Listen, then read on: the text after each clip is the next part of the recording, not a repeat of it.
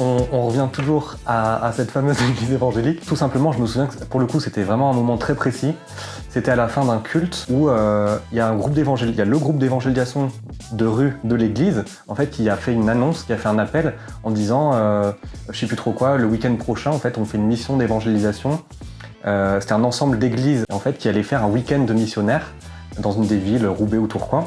Et du coup, là, ils faisaient cet appel pour qu'on puisse en fait finalement les rejoindre.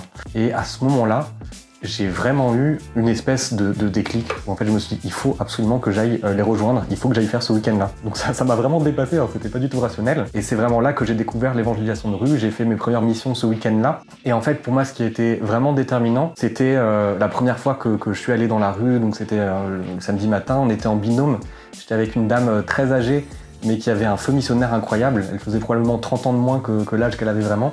Et en fait, la première rencontre qu'on a fait dans la rue, c'était une jeune musulmane et elle s'est convertie en fait devant nous. En fait, c'est ça le truc, c'est que elle connaissait pas l'évangile au moment où on est venu en parler. Donc c'est plutôt ma binôme qui a pris la parole. Et en fait, à la fin de la discussion, la personne vraiment était touchée, elle avait les larmes aux yeux, elle voulait rejoindre une église, etc. Donc en fait, je dis pas ça pour pour donner du rêve, en sachant que l'évangélisation de rue se passe pas toujours comme ça. Parfois, ça peut être aussi un peu un vrai combat. Et puis on voit pas forcément des fruits aussi éclatants que des conversions toutes les 5 minutes. En tout cas, pour moi, c'était déterminant parce qu'en fait, je me suis dit, d'une part, l'évangile est vraiment encore pertinent aujourd'hui au XXIe siècle et touche les gens en fait. C'est-à-dire que vraiment, c'est encore vraiment un besoin pour le cœur des gens aujourd'hui. Et puis c'était aussi de voir en fait qu'on est vraiment accompagné par Dieu. À ce moment-là, vraiment, je me suis dit, Dieu, il est avec nous. Nous, on vient avec nos pauvres moyens, on n'est pas forcément super formés et tout, mais en fait, Dieu, il nous accompagne, quoi. Comme il le dit dans sa parole, il est avec nous jusqu'à la fin des temps, dans ses missions d'évangélisation. Et du coup, moi, en fait, ça m'a donné par la suite envie de continuer, etc. Et donc, l'évangélisation de rue, pour moi, encore une fois, hein, je le vois comme une modalité de témoignage parmi d'autres. On n'est pas forcément tous appelés à ça. Mais c'est vrai que c'est aussi un petit peu ce que j'essaye de montrer, j'essaye d'argumenter dans mon livre, en disant que je pense que c'est quand même quelque chose qui est encore en fait très pertinent aujourd'hui. Déjà parce que j'ai eu l'occasion un peu de le dire, mais pour moi c'est vraiment très fondé dans l'expérience des premiers chrétiens et de Jésus, des apôtres, finalement aussi dans toute l'histoire de l'Église. Mais c'est en fait pour moi de se dire qu'on est une religion de l'incarnation qui passe par des rencontres concrètes. Même si après il y a des tas de manières de témoigner, aujourd'hui on voit que tous les moyens technologiques nous permettent aussi de le faire. En fait, même la crise du coronavirus, elle nous permet de voir qu'en fait, on a besoin de vraies rencontres, on a besoin de pouvoir voir les gens de façon concrète. En fait, l'évangélisation de rue, elle permet ça. Elle permet d'aller voir des gens qu'on ne connaît pas. Ça peut être aussi un peu flippant, mais c'est aussi ce qui est très beau, de pouvoir aller vraiment, d'être une église en sortie, tournée vers les périphéries. Hein. À nouveau, je cite le pape François, mais je le vois vraiment comme ça, en fait, comme cet appel à en fait, aller chercher des personnes qui n'entendraient jamais parler de l'évangile si on n'allait pas les voir en fait. En fait, parfois, c'est des personnes qui sont des personnes très loin de l'église, des personnes blessées, des personnes qui sont des SDF, etc. Mais en fait, c'est ces personnes-là que Jésus est parti chercher en fait. Et donc nous, à sa suite, il faut qu'on puisse sortir de notre zone de confort et puis aller vers ces personnes-là. Le mode d'emploi, c'est Jésus en fait. C'est-à-dire à la fois leur apporter la parole de Dieu et leur prêcher en fait le royaume de Dieu, le plan de Dieu pour eux. Et puis en même temps aussi, dès que c'est possible, prier pour eux, prier pour leur guérison, prier aussi leur apporter, parfois ça peut être aussi une aide concrète et matérielle. Hein. Moi je situe aussi les maraudes comme étant de l'évangélisation de rue, parce que ça fait partie de ces moments où l'évangile, on l'apporte à la fois par nos paroles et aussi par nos actes concrets. Petite parenthèse aussi, pour nous qui sommes en France et qui avons parfois cette crainte du prosélytisme, etc. Moi j'ai eu l'occasion de faire des études de droit et puis d'étudier beaucoup aussi la laïcité, donc je peux vous dire que c'est tout à fait légal, il n'y a aucun problème l'évangélisation de rue. Et en fait finalement, même s'il y aura toujours des personnes qui auront l'impression que c'est du prosélytisme, c'est une violence qu'on leur fait, en fait moi je me suis aperçu que la plupart des gens qu'on rencontre sont quand même ouverts et curieux d'entendre notre message. Ce qui ne veut pas dire encore une fois que tout le monde va se convertir dans les 5 minutes, mais en fait les personnes ont en général aujourd'hui, comme ils ne connaissent plus l'évangile, ils sont en tout cas curieux de ce message-là. Et ça, je trouve que c'est quelque chose qui est beau et qui est encourageant. Et après, en fait, c'est à nous de ne pas être complexés par rapport à ça et de dire qu'en fait, nous, on annonce un message, on propose un message, on ne vient pas pour forcer. Ensuite, c'est la liberté de chaque personne de pouvoir adhérer ou pas à ce message-là. Nous, on vient simplement nous mettre à la hauteur des gens qu'on rencontre et de se dire, moi, j'ai eu cette opportunité de rencontrer le Christ, si tu le souhaites, toi aussi tu peux le faire. Tout ça pour dire qu'en fait, les barrières que l'on a par rapport au témoignage, en fait c'est pas des choses extérieures, c'est pas la laïcité, c'est pas l'État, etc. C'est nous-mêmes. En fait souvent c'est des choses intérieures, c'est des peurs, c'est des craintes. Et moi je peux vous dire que comme mon tempérament est assez timide, j'en ai eu et je continue d'en avoir. Mais c'est à nous aussi de pouvoir demander à Dieu dans la prière que notre désir missionnaire en fait soit plus fort que nos craintes. J'ai souvent en tête un peu l'histoire du prophète Jonas, où en fait lui on voit qu'il a un appel missionnaire qui est quand même très fort parce qu'il est prophète et Dieu l'envoie porter sa parole auprès de la ville de Ninive. En fait lui il fuit son appel, il va au sens contraire, il va sur un bateau, etc. Et puis du coup les choses tournent mal. Et en fait finalement lui le déclic missionnaire ça intervient au cœur de l'épreuve, à un moment donné où il est mangé par un gros poisson, etc. C'est à ce moment-là en fait qu'il se réaligne par rapport à l'appel de Dieu. Et en fait, une fois qu'il accepte sa mission, qu'il accepte de témoigner, en fait sa mission porte énormément de fruits. Et en fait la ville de Ninive se convertit, etc. Tout ça pour dire qu'en fait tous les baptisés, on a cet appel à témoigner qui peut passer par l'évangélisation de rue.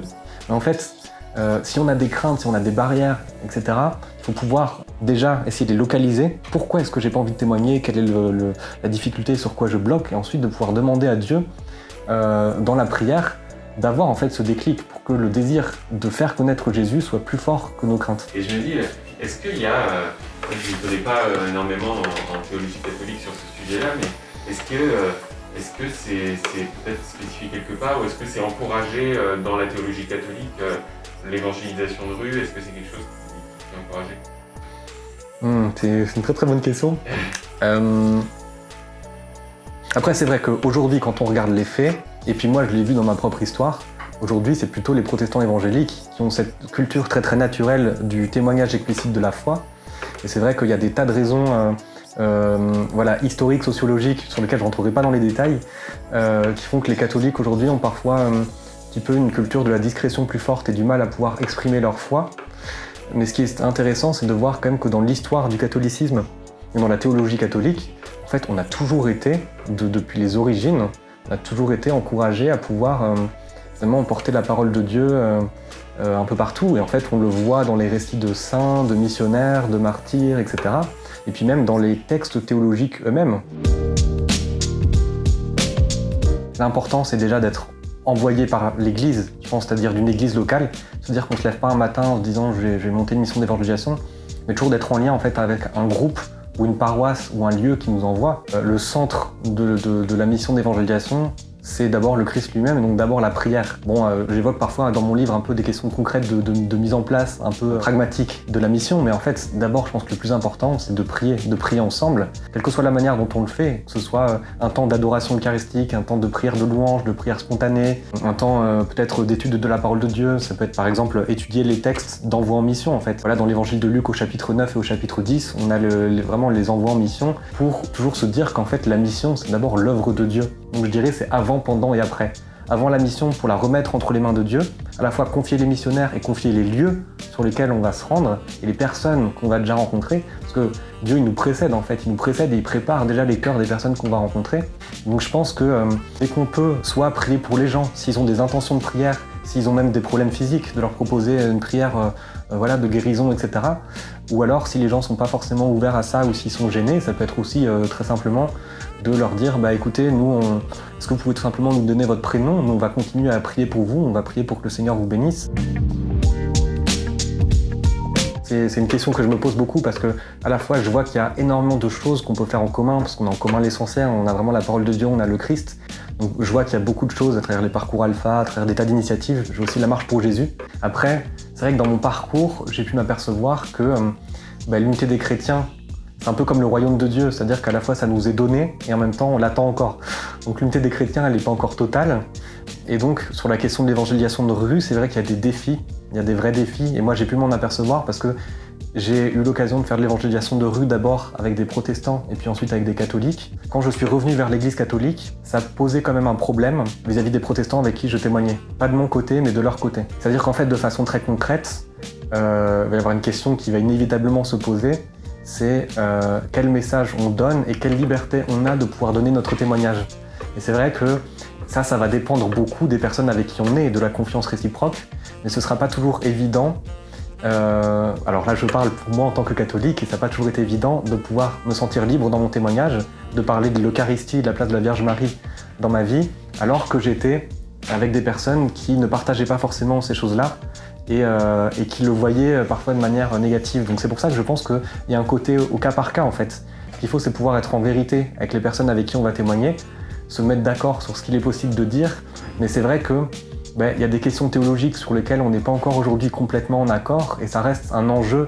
Voilà, il y a la question aussi du baptême, c'est-à-dire que les catholiques reconnaissent le baptême d'enfant, et donc c'est-à-dire que si on rencontre quelqu'un dans la rue qui a été baptisé enfant, et qui depuis s'est détourné de la foi et qui aujourd'hui a 60 ans, etc., le catholique ne va pas lui proposer de se baptiser, d'être baptisé. En revanche, un protestant évangélique pourra avoir tendance à le lui proposer. Donc ça fait partie des défis concrets, et moi je me suis retrouvé confronté à toutes ces questions-là, mais c'est un enjeu en fait. Pour les personnes qu'on rencontre, si elles désirent en fait s'engager un peu plus dans la foi, vers quel parcours on les oriente, vers quelle paroisse ou vers quelle église évangélique, quelle formation théologique on leur donne, mais ça n'empêche pas que par ailleurs, il y a des tas de choses qui sont possibles de mettre en place, d'initiatives de promotion de la Bible, des missions communes qui sont possibles. Moi, ce que je voulais vraiment vous dire, en tout cas par rapport à la question de l'évangélisation, c'est de oser, de foncer, en fait, juste de demander à Dieu. Si vous avez des blocages, demandez-lui directement, en fait, de surmonter ces blocages. Et puis, à un moment donné, voilà, je pense que tout se résume par il faut foncer. Il faut faire ce pas dans la confiance, ce pas dans la foi, et en fait, après, je peux vous garantir que les bénédictions suivent. Parce que quand on fait vraiment des petites choses pour Dieu, en fait, il nous bénit au-delà de ce qu'on peut imaginer. Voilà, j'ai vraiment à cœur de pouvoir vous encourager et de vous dire, foncez, c'est une super belle mission de Dieu pour son Église et pour nous. Et donc, allez, faites de toute une nation des disciples.